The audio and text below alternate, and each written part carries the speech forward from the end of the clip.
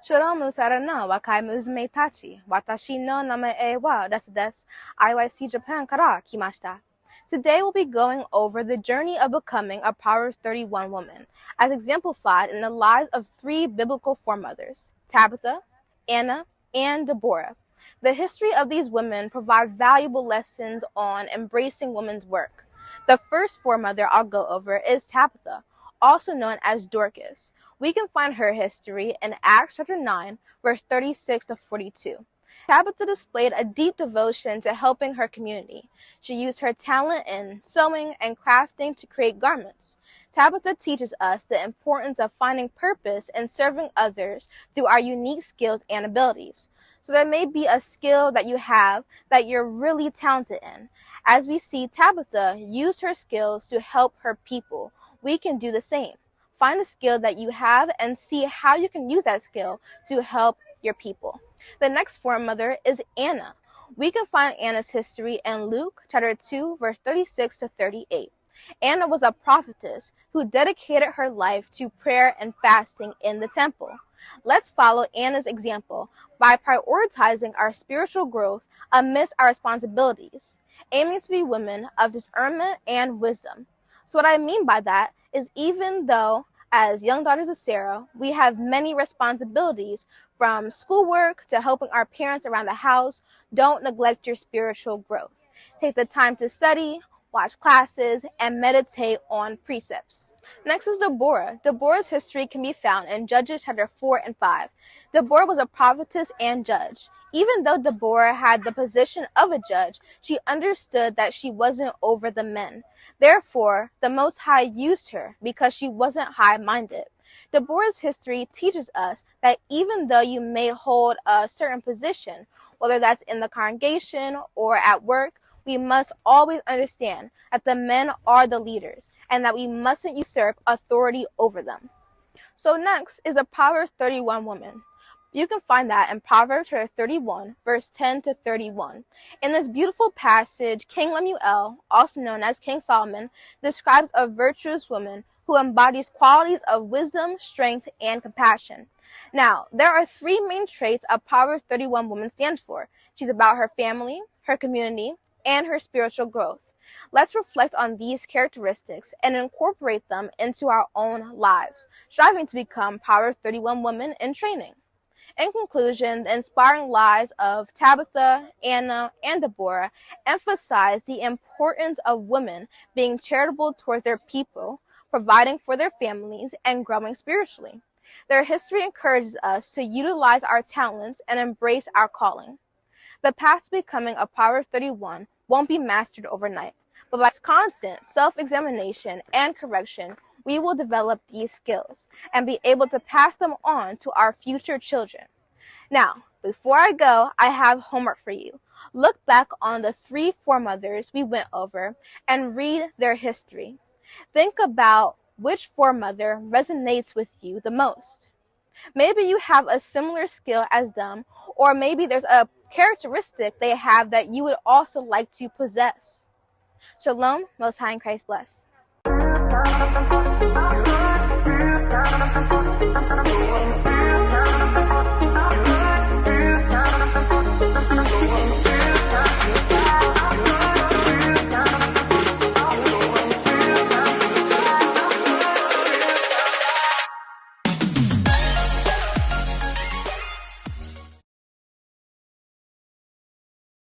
Shalom, my name is Layla from House of Lemuel, and today we are talking about Dorcas and the importance of women's work. Alright, so just starting off, the women's work I am talking about in this video pertains to women's work in the body, but when it comes to the benefits that I'm going to tell you guys later on, you could use that in a worldly sense, but that's not really what I'm talking about here. So first, I just want to summarize the story of Dorcas, and you can find her story in Acts chapter 9, verses 36 through 42. So there was a woman named Tabitha who was also called Dorcas, and she was full of good works and alms deeds. She fell sick and died. When the people who knew her heard the disciple Peter was around, 2 men were sent to get him and told Peter to follow them and make haste. When Peter walked into the upper chamber where Tabitha's body laid, there were widows who were crying, and they started to show Peter all the beautiful coats and garments that Tabitha had made. So Peter kneeled, prayed, and turned to the body and said, "Arise." Tabitha then opened her eyes and sat up. Peter helped her up and then declared that she was alive. After this, it was spread all throughout Joppa what had occurred, and it increased the faith of many. So there's a lot we could learn from this story. For one, Dorcas's works increased her lifespan. Her good works also caused her to have a good name. And when she died, many people cared. It wasn't like a thing where it's like, oh, that's sad that she died.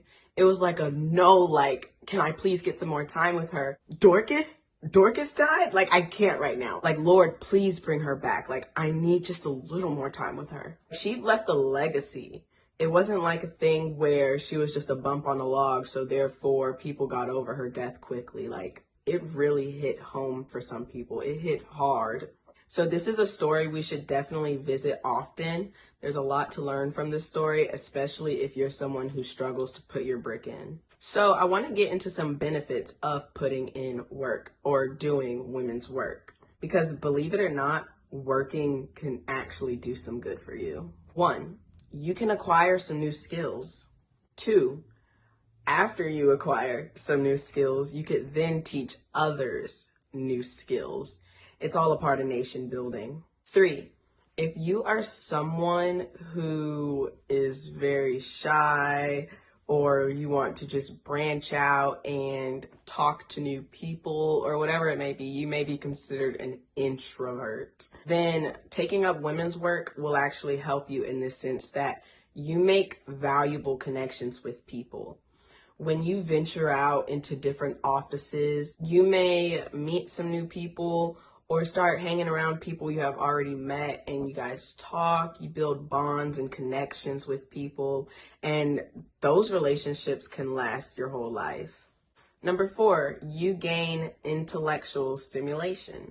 And number 5, you, depending on what work you have taken up, can have improved mental and or physical health. So next, I want to get into some examples of offices or women's work that you can take up. But before I give the examples, I just have to say, I have to say it because you never know. Please, please, please, please, don't take up a certain office just so you can be seen. Like, if you just want to join a certain group just so people can see you and be like, okay, sis, oh, look, I see sis so-and-so putting in her works, da-da-da-da-da-da-da-da. Don't. just don't join the office. Like, really examine yourself. Okay, why do I want to join this specific office? Am I always joining offices where I can be seen of men? Just examine yourself before you join an office, okay? And to back me up, you can read Matthew 6:1. All right, so we're getting into some offices now. One you can join is the kids' room. The kids' room is really beneficial, especially for us young daughters of Sarah, because it's training us on how to deal with children. You get to learn the way they think, how they operate, the proper way to deal with them, and what stimulates their brains when it comes to teaching them.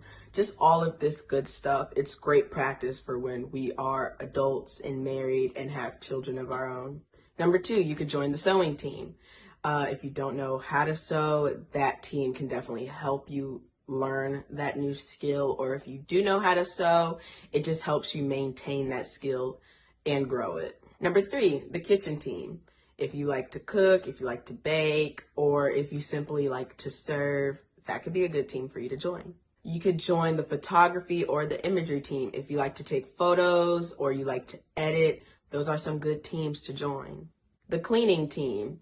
And let's say you're not even in an actual cleaning team. Just helping pick up around the school is great. If you see trash, just pick it up. Don't wait for somebody else who's a part of the cleaning team to do it. It's everyone's sanctuary. Why don't you just take it upon yourself to pick it up and throw it in the trash really quick? The hospitality team, that is a nice team to pick up.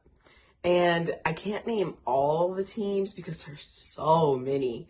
Like, there's so many teams. I probably don't even know them all, but just ask around. What can you do? What can I do? Is there any team I can join? So those were just a few teams to mention, but just know there are plenty more to do. There's so much to do. And yeah, just really be willing to join a team. That's one thing.